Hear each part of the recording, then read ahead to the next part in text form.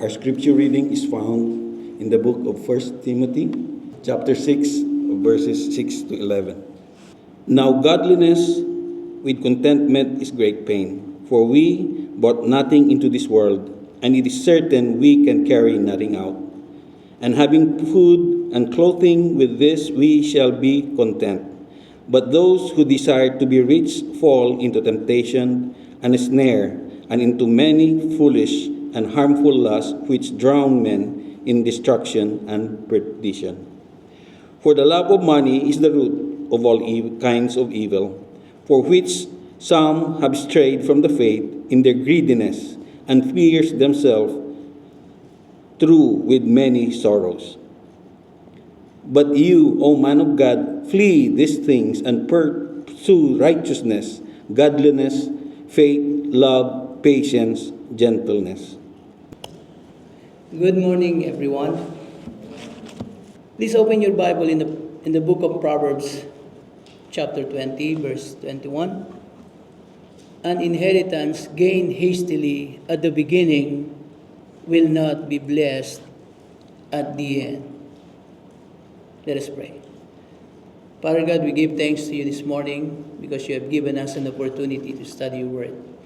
Thank you, Lord, for allowing us to worship you. We praise you, O God. We give thanks for all the things that you have done in our lives. Thank you, Lord, for all the spiritual blessing that we enjoy with you. Thank you, Lord, that you saved us. Thank you, Lord, that we have an eternal life. Thank you, Lord, that we have a relationship with you. This morning, O God, we will study your word. We come before you, we humble ourselves, and we acknowledge our trespasses. Father, forgive us and make us holy. Lord, help me as I preach your word to your people. Your people deserve to be blessed. Lord, I pray. Guide me, lead me, give me power, give me your wisdom, O God. Give me strength as I preach your word to your dear loved ones, O God. We trust in you and we love you, O God. And this we pray in Christ's name. Amen and amen. The title of our message this morning is The Danger of Hasty Gain. Many desire fast success, instant wealth, and early promotion. But the Scripture teaches that speed can sabotage blessing. God is concerned not only with the gift, but also the growth of the recipient. We are living in a generation that is obsessed with speed.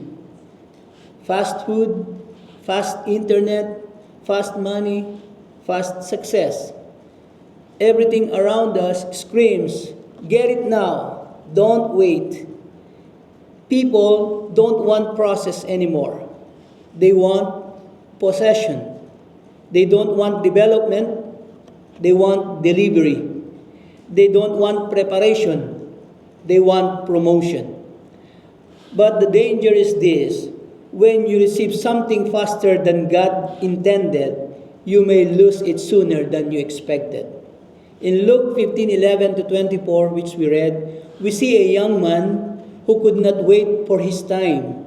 He demanded his inheritance before maturity, before responsibility, before readiness, and what he gained quickly, he lost painfully.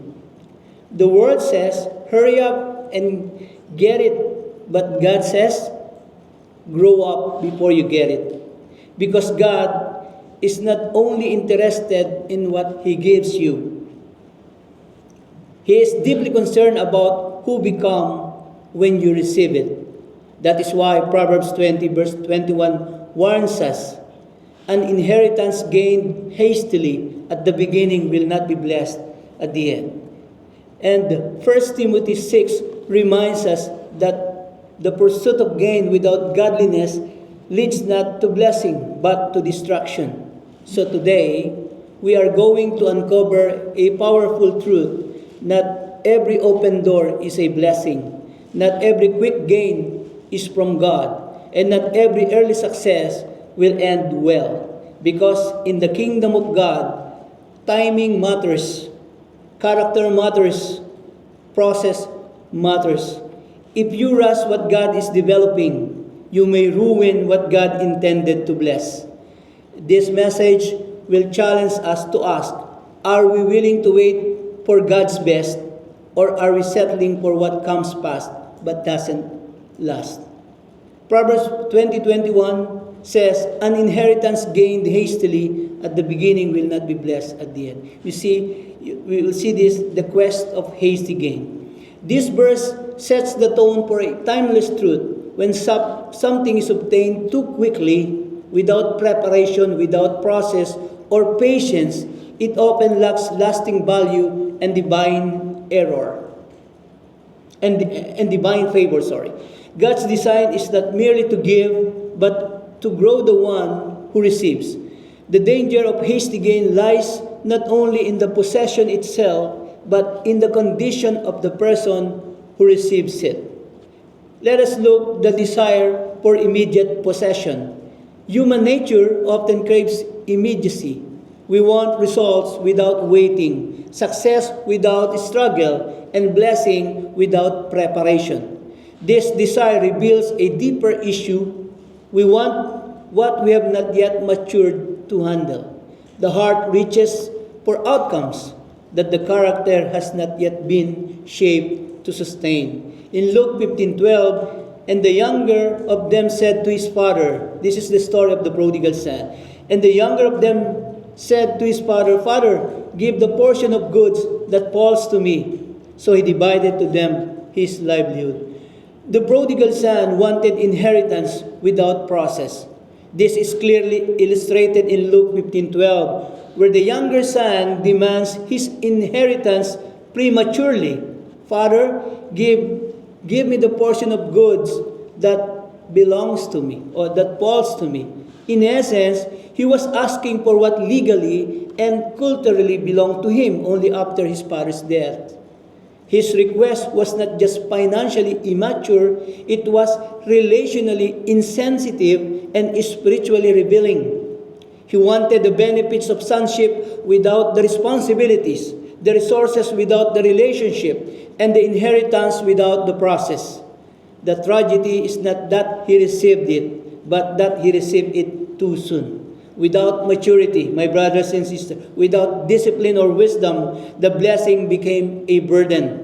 What could have been a lifelong provision was quickly wasted in reckless or riotous living.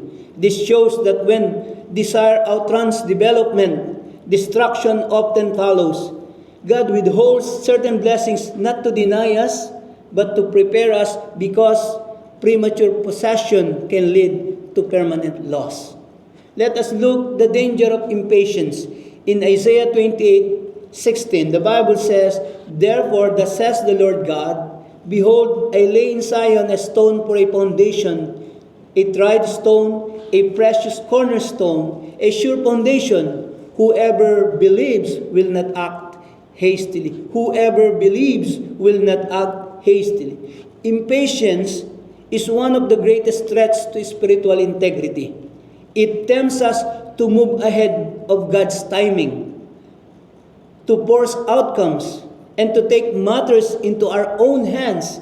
Yet Scripture consistently teaches us that God works through process, not panic. Isaiah 28:16 reminds us, Whoever believes will not act hastily.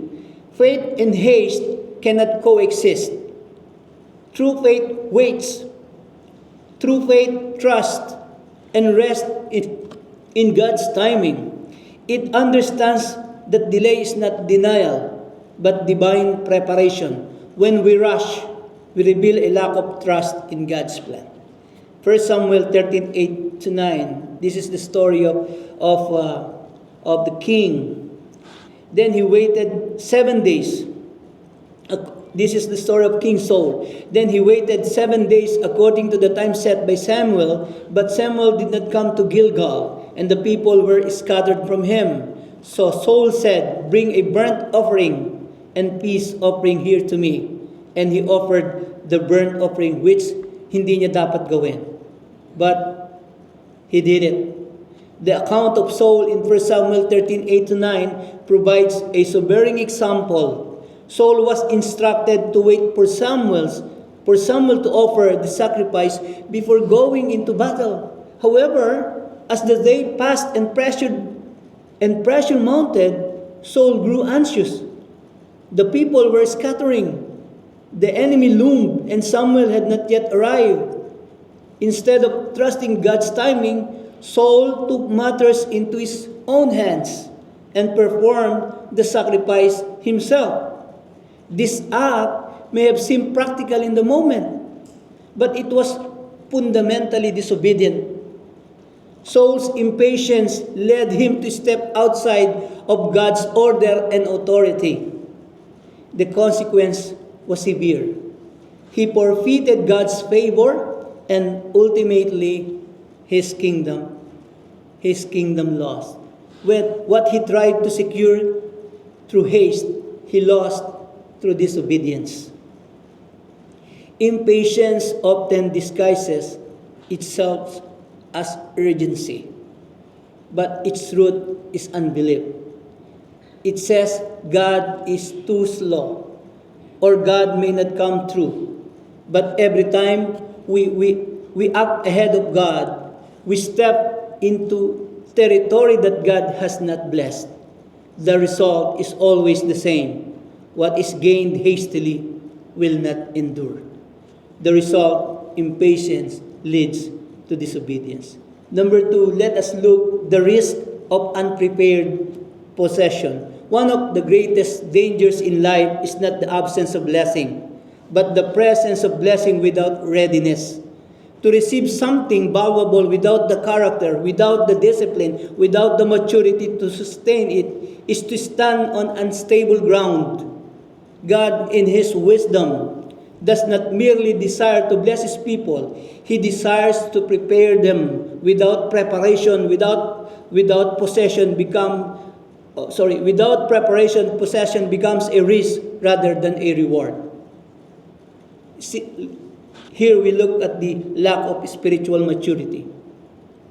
Jesus teaches a foundational principle in Luke 16:10. He who is faithful in what is least is faithful also in much, and he who is unjust in what is least is unjust also in much.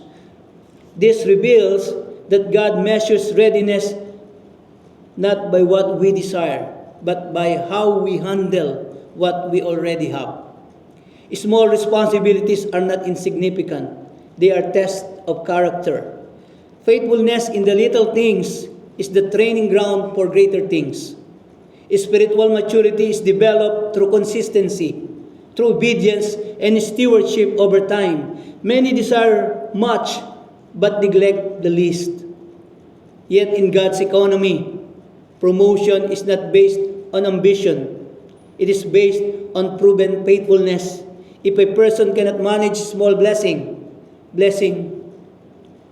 with integrity, larger blessing will only magnify their weaknesses. Galatians chapter 4 verse 1 further explains this truth. The heir, as long as he is a child, does not differ at all from a slave, though he is master of all. This is a powerful picture. An heir may have legal ownership of an inheritance, yet still live without access to it because of immaturity. Positionally, he is rich, but practically, he is restricted. Why? Because he is not yet ready. This reminds us that it is possible to have a promise from God, yet not be prepared to walk in it. There is a gap between calling and capacity, between inheritance and handling. God uses time, process, and testing to close that gap. Preparation, therefore, is essential for God's blessing. It involves growth in every dimension of life. You can see the emotional preparation, This is the ability to handle pressure, disappointment, and success without losing stability. Without emotional maturity, blessing can overwhelm rather than uplift. Next is we should also have a physical preparation. It is the discipline to manage energy, health, and responsibilities. Many opportunities require endurance and strength to sustain.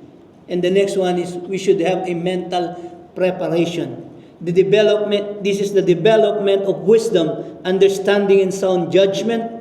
A renewed mind is necessary to make right decisions, whether greater responsibility comes. And then the number 4 is this: we should have spiritual preparation.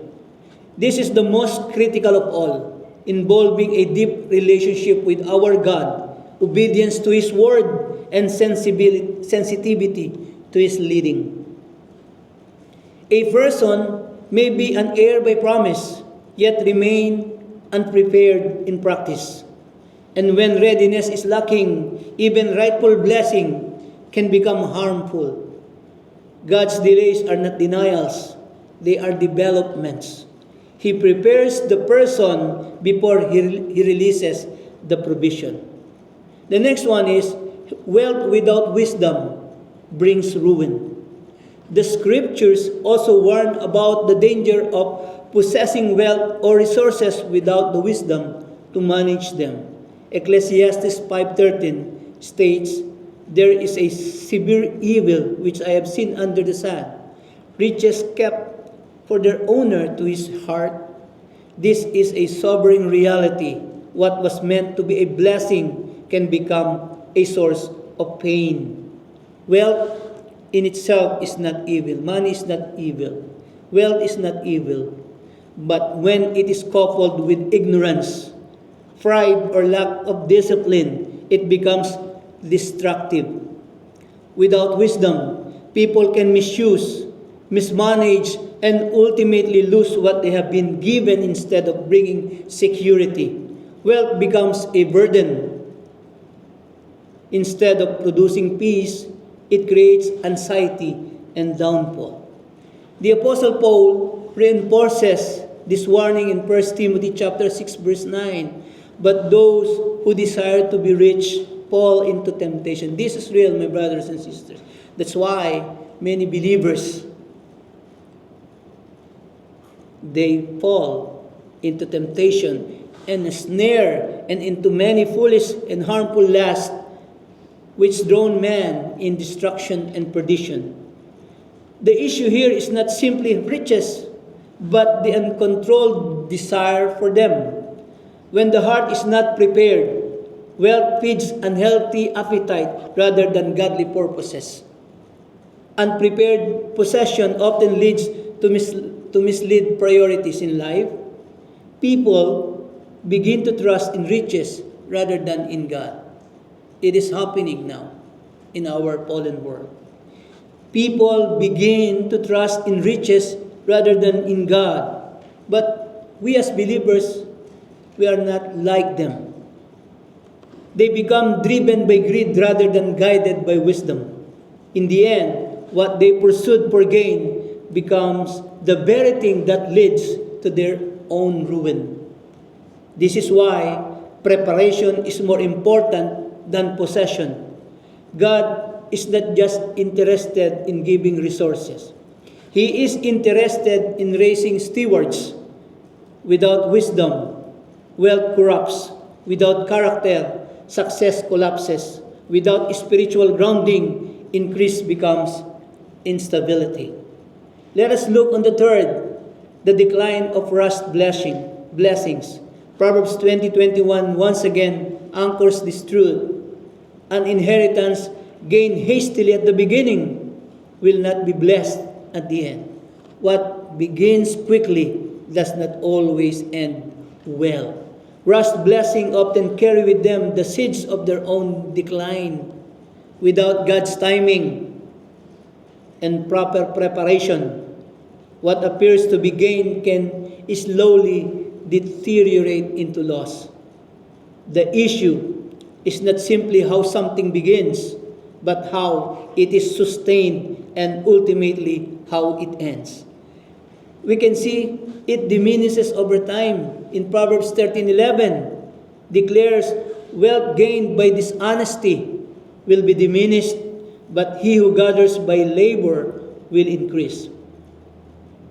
This verse highlights a powerful contrast between what is acquired quickly and what is built gradually. Wealth that comes through shortcuts, compromise, or impatience tends to erode. It lacks foundation, it lacks discipline, it lacks stewardship. On the other hand, what is gained through diligence and faithful labor is strengthened over time. There is a principle at work here, my brothers and sisters. What grows too fast often does not last. Rapid gain can bypass the process that build character, that build wisdom and sustainability. When something is obtained without effort, it is often undervalued. When it is not properly valued, it is easily misused, like what had happened to the prodigal son. And when it is misused, it inevitably declines. We see this pattern repeatedly in life. Sudden success without preparation leads to careless decisions. Quick promotions without experience lead to poor leadership. Dahil malakas ka, because you think you are so wise, that's the problem. This pattern repeated in life. Quick promotions without experience lead to poor leadership. Instant wealth without discipline leads to wasteful living. In each case, the decline is not immediate, but it is inevitable. What is rushed upward without a solid foundation will eventually collapse under its own weight. Mabilis ang pagbulusok. God's design is different. He builds slowly. He builds steadily. He builds securely. His blessings are meant to increase, not diminish. But when we step outside His process, we exchange lasting growth for temporary gain. Next is, it lacks God's power. James 1:17 reminds us, every good gift and every perfect gift is from above and comes down from the Father of lights, with whom there is no variation or shadow of turning. This means that true and lasting blessings originate from God. This means that true and lasting blessings originate from God. They are not only given by Him, but also sustained by Him. When God is the source, His favor rests upon it. Proverbs 10:22 further emphasizes this. The blessing of the Lord makes one rich, and He adds no sorrow with it. This is a definite mark of God's blessing. It brings increase without regret, peace without turmoil, and joy without hidden consequences. When God blesses, there is no sorrow attached. But look what is happening in the world. There's so much sorrow. Do you think that blessing comes from God? Because the Bible clearly says, the blessing of the Lord makes one rich, and He adds no sorrow with it. In contrast, rushed blessing often lack God's favor because they are pursued outside His will or ahead of His timing. Even if they appear successful on the surface, they carry unseen burdens. There is stress instead of peace, fear instead of security, and emptiness instead of fulfillment. Why? Because if God did not give it, God will not sustain it. Human effort can produce results. but only God's favor can preserve them. What is built without Him must be maintained without Him. And that is a burden no person can carry indefinitely. Eventually, the strain reveals the absence of divine support. We can see the consequences of being unprepared. When a person receives blessing without preparation, the outcome is often tragic. What was meant for good becomes a source of harm. The transformation is gradual but devastating. Let us look the consequences of being unprepared. Number one is this: blessing will turn to cursing. Blessing will turn to cursing. What was once a gift becomes a burden. Instead of bringing life, it brings pressure. It brings confusion and even destruction. Second is, joy will turn to mourning. Initial excitements fade into regret. The happiness that came with gaining something quickly is replaced by the sorrow of mismanaging it. The next one is, prosperity will turn to nothing. Without stewardship and wisdom, increase cannot be sustained.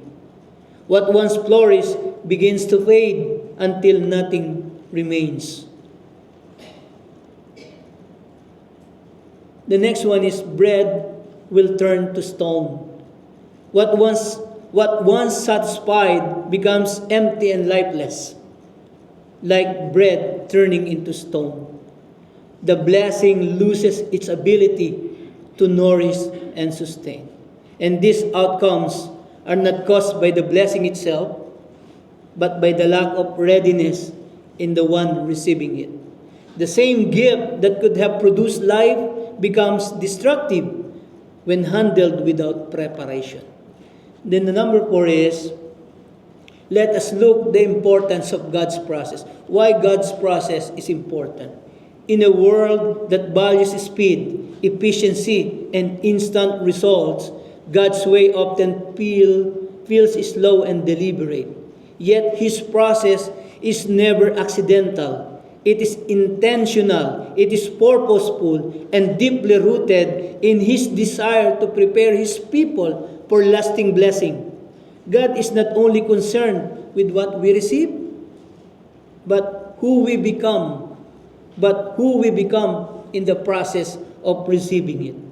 His methods was involving waiting, testing, and refining, but they always produce something far greater than immediate gratification: spiritual depth, strength, and enduring character. God develops character before blessing. This is very important. God develops character before blessing. If you are not ready, like the young man, the prodigal son, it will ruin your life. Romans 5:3 and 4 reveals the progression of God's work in the life of a believer. We also glory in tribulation, knowing that tribulation produces perseverance, and perseverance, character, and character, hope. This passage makes it clear that God uses difficulties, that God uses delays as tools for development. Tribulation is not meaningless. It is productive. It builds perseverance, the ability to endure without quitting. Perseverance, in turn, shapes character, forming integrity, stability, and spiritual maturity. And from character comes hope, a confident expectation rooted in God's faithfulness. This process cannot be rushed. Character is not formed overnight. It is forged through time, through pressure, and consistent obedience. Without this development, A person may receive a blessing but lack the foundation to sustain it. God understands that what we carry externally must be supported internally. That is why He prioritizes character before release. We can see the life of Joseph reflected also in Psalm 105:19, illustrates this truth. Until the time that his word came to pass, the word of the Lord tested him. Joseph had a promise from God, a vision of leadership and authority. Yet before that promise was fulfilled, first, he endured betrayal. He endured slavery. He endured false accusation. He endured imprisonment. These were not random hardships. They were part of God's process. The word that promised his future also tested his present. You know, in every trial, Joseph was being shaped, his pride was being refined, his faith strengthened, and his character developed. And by the time he stepped into his position of power in Egypt, he was no longer just a dreamer. He was a mature, disciplined, and God-centered leader. The process prepared him to handle the blessing without being corrupted by it. You see the big difference? How Joseph endured all of these things. He was no longer just a dreamer. He was a mature, disciplined, and God-centered leader. This is very important. God-centered leader. God often allows testing before promotion because untested character cannot sustain divine favor. The process may be painful, but it is always purposeful. It transforms potential into readiness. The next one is, waiting is part of God's will. Waiting is one of the most challenging aspects of God's process. Yet, it is also one of the most important. Psalm 27 verse 14 instructs us, wait on the Lord. Be of good courage, and He shall strengthen your heart. Wait, I say, on the Lord. This is not passive waiting, but active trust. It involves patience. It involves courage. It involves confidence in God's timing. Waiting develops inner strength. It teaches us to rely on God rather than our own understanding. It shifts our focus from controlling outcomes to trusting His sovereignty. In the waiting season, God is not idle. Remember this. In the waiting season, God is not idle. He is working behind the scenes, aligning circumstances, shaping our hearts, and preparing the right moment for fulfillment. Lamentations 3:25 affirms, the Lord is good to those who wait for Him. The Lord is good to those who wait for Him, to the soul who seeks Him. This verse reveals that waiting is not a punishment. It is a pathway to experiencing God's goodness. Those who wait are not forgotten. They are favored. Waiting positions us to receive not just what we want, but what is best according to God's perfect will. Many times, we interpret delay as denial. We assume that if something has not happened yet, it will never happen. But in God's perspective, delay is often divine development. He is not withholding. He is preparing. He is ensuring that when the blessing arrives, it will come at the right time, in the right way, and to the right condition of our hearts. Rushing ahead of God leads to prostration and failure, but waiting on God leads to strength and fulfillment. When we trust His timing, we avoid the pitfalls of premature action and step into the peace of divine development. And let us look at the last point. Let us look the avenue to lasting blessing. Lasting blessing is not accidental. It is intentional.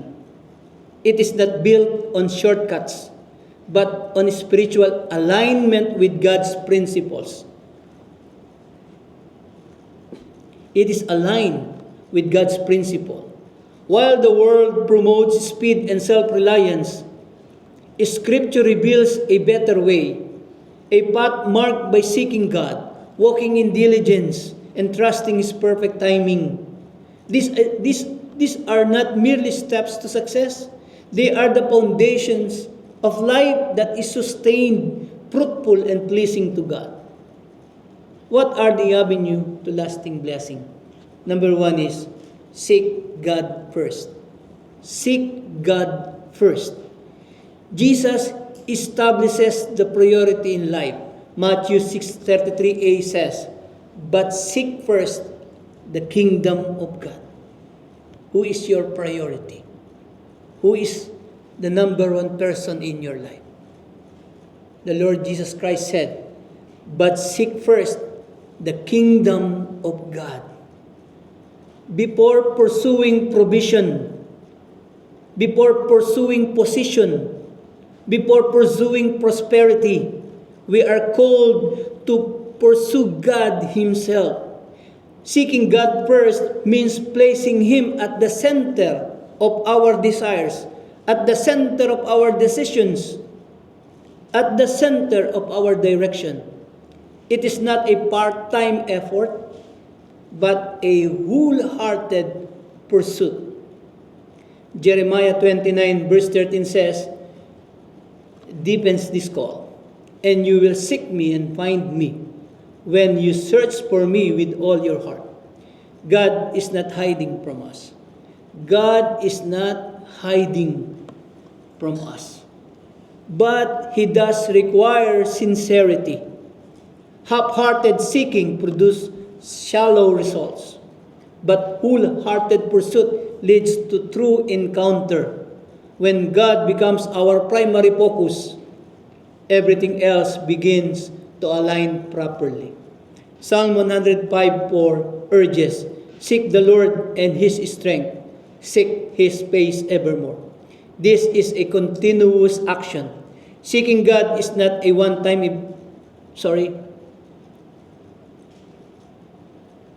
Psalm 105:4.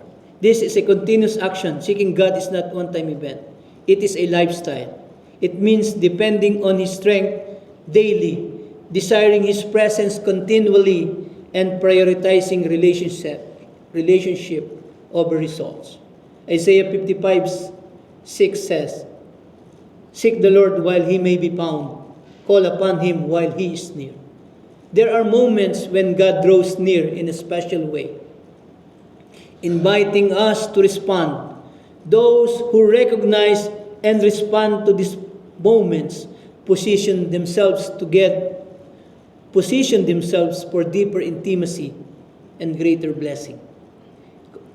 Colossians 3:1-2 shifts our perspective.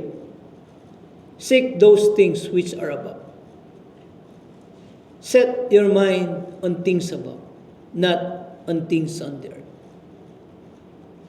Ang buhay po ay hindi lang panlupa. Our life is not only in this life, in this earth.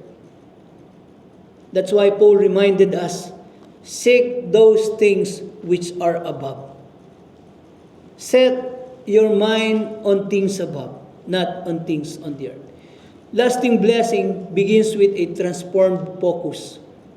When our minds are fixed on eternal things, we are no longer controlled by temporary desires. We begin to value what God values. Pinapahalagahan natin what God values, we value. Hebrews 11:6 C reminds us that God is a rewarder to those who diligently seek Him. Who diligently seek Him. Not only seek Him, but who diligently seek Him. This is a promise God responds to pursuit. He honors those who prioritize Him. God honors those who prioritize Him. But many of us, even believers, God is not our priority. Our priority is our job. Our priority is our career. That's very sad, even for the believers. But this verse reminds that God is a rewarder of those who diligently seek Him. The reward is not only what He gives, but who He is to us. But who He is to us. Who is God in our lives? Who is God in your life? Psalm 37:4 says, "Delight yourself also in the Lord, and He shall give you the desires of your heart." Let us delight ourselves in the Lord.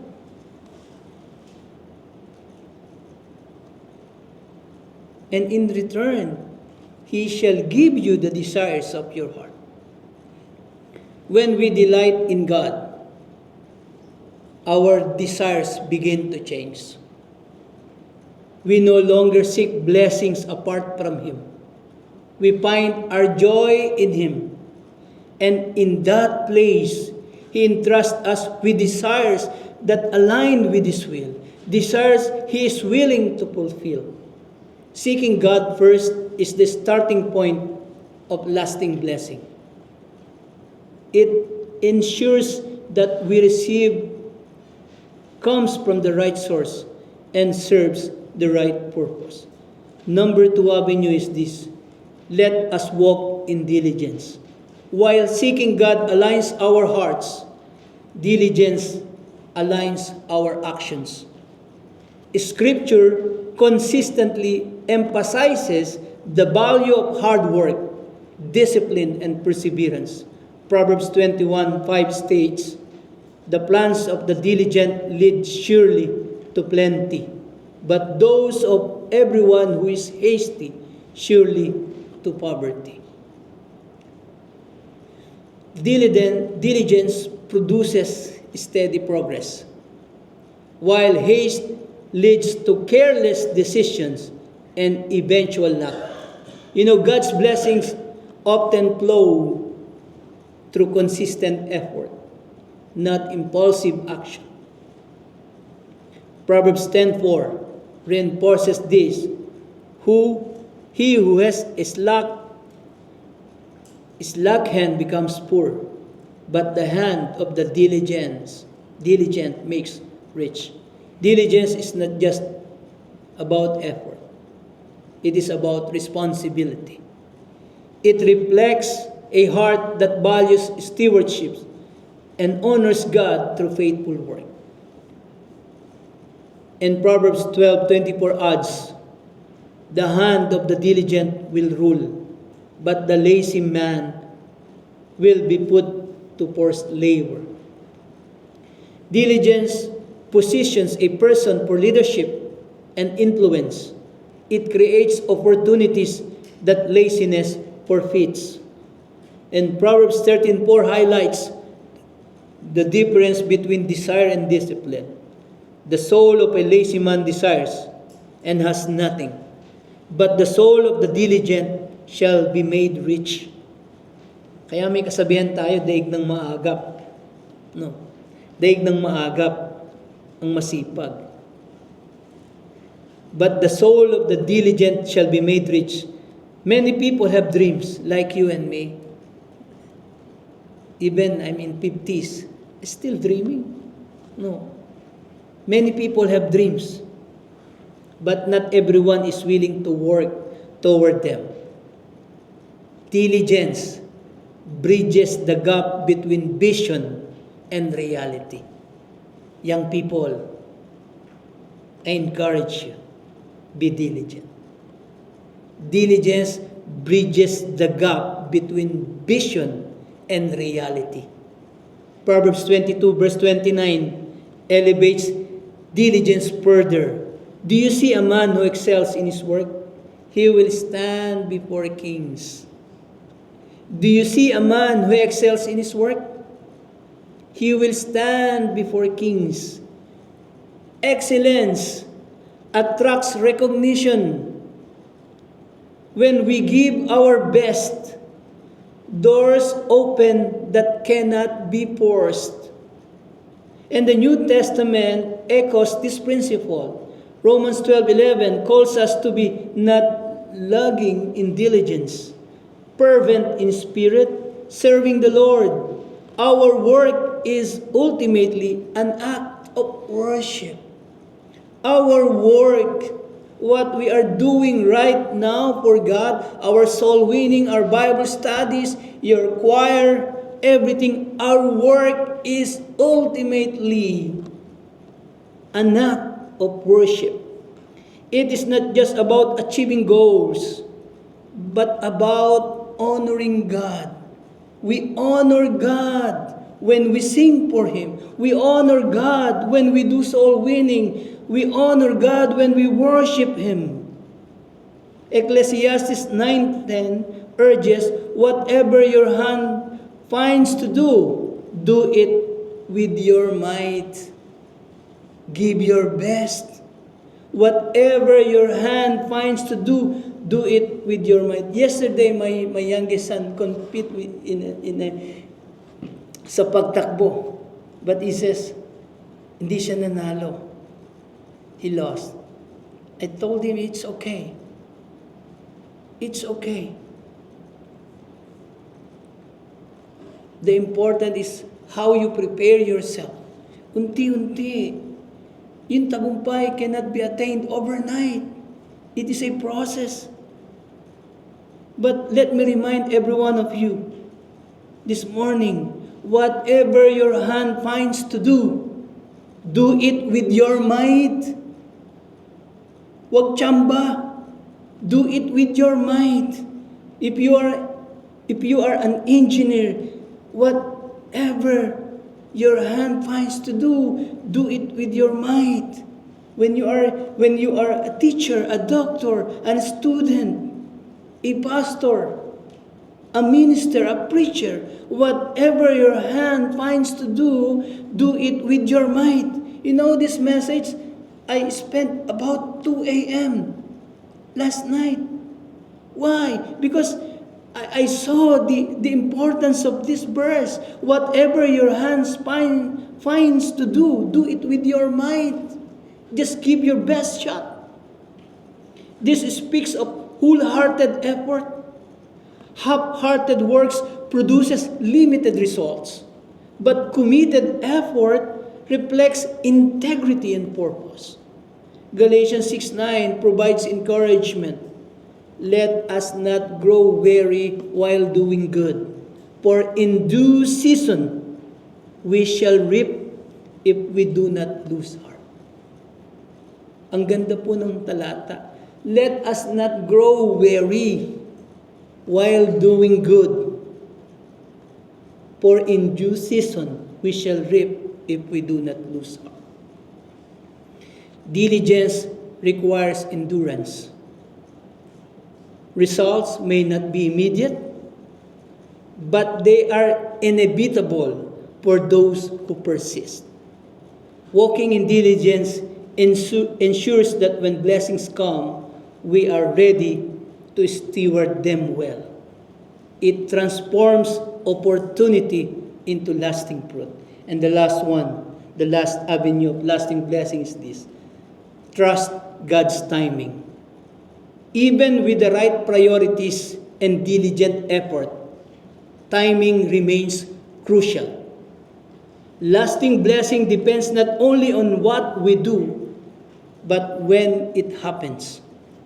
God's timing is perfect, even when it feels delayed. Ecclesiastes 3:11 declares, He has made everything beautiful in His time. Like what we sang. He has made everything beautiful in its time. Beauty is not only about the outcome, but the timing of that outcome. When something happens at the right time, it carries a sense of completeness and peace. Psalm 27 verse 14 reminds us again, wait on the Lord, be of good courage, and He shall strengthen your heart. Waiting is not weakness. It is strength under control. It requires courage to trust God when answers are delayed. Wait on the Lord. Lamentations 3:25 and 26 assures us the Lord is good to those who wait for Him. The Lord is good to those who wait for Him. It is good that one should hope and wait quietly for the salvation of the Lord. Waiting places us in a position to experience God's goodness in a deeper way. Waiting places us in a position to experience God's goodness in a deeper way. Isaiah 40:31 promises renewal. But those who wait on the Lord shall renew their strength. Nare-refill ka ng strength. But those who wait on the Lord shall renew their strength.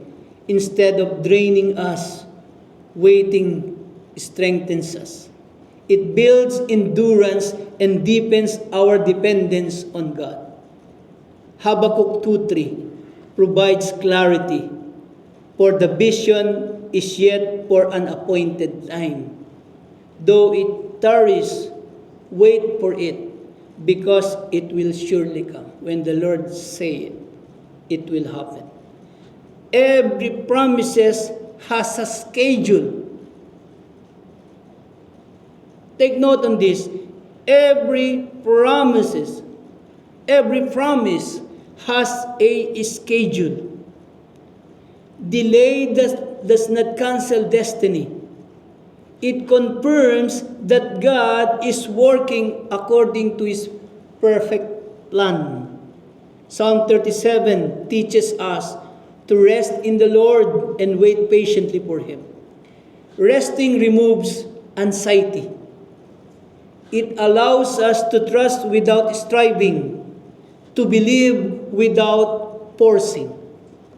Galatians 4:4, this is my last verse, gives the ultimate example. But when the fullness of the time had come, God sent forth His Son. Even the coming of Christ was timed perfectly. God did not act early or late. He acted exactly on time. If God was precise in the greatest event in history, He will be precise also in the details of your life. Today, the Word of God has confronted us with a serious truth. What comes past is not always from God. And what is not from God will not last. The prodigal son in Luke 15 thought he was ready. He had inheritance in his hands, but he did not have the character in his heart. And what he gained quickly, he lost completely. Some people here today may be in that same place. You've been asking God, why is it taking so long? But God is asking you, why are you in such a hurry? Because God knows if He gives it too soon, it may destroy you instead of bless you. The truth is, delay is not God's denial. Delay is God's development. Again, Proverbs 20:21 reminds us, an inheritance gained hastily at the beginning will not be blessed at the end. So the question today is not, how fast can I get it? But rather, am I ready to handle what I am asking for God? Some need to repent, not of sin alone, but of impatience. Some need to surrender, not their failure, but their timeline. Some need to release, not what they lost, but their need to control when things happen. God is calling you back to His process. God is calling you back to His timing. God is calling you back to His will. Because when God blesses you, Proverbs 10:22 says, the blessing of the Lord makes one rich, and He adds no sorrow with it. If you are here today and you say, Lord, I don't want past, I want faithful. I don't want rust, I want right. I don't want a premature blessing, I want a prepared blessing. Then this is your moment. Come to the Lord. Lay down your impatience. Lay down your striving. Lay down your timeline. And say, Lord, develop before you. Develop me before you deliver to me. Prepare me before you promote me. Build my character before you bless my life. Because what God builds slowly lasts eternally. May God bless His message. Let us pray. Father God, we give thanks because you have given us the opportunity to hear your word. Thank you, Lord. This is your word. Pray, Lord, that your message this morning to us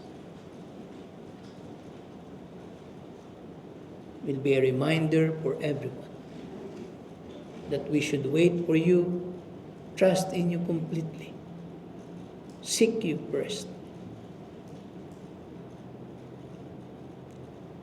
obey you and love you, and walk in your ways.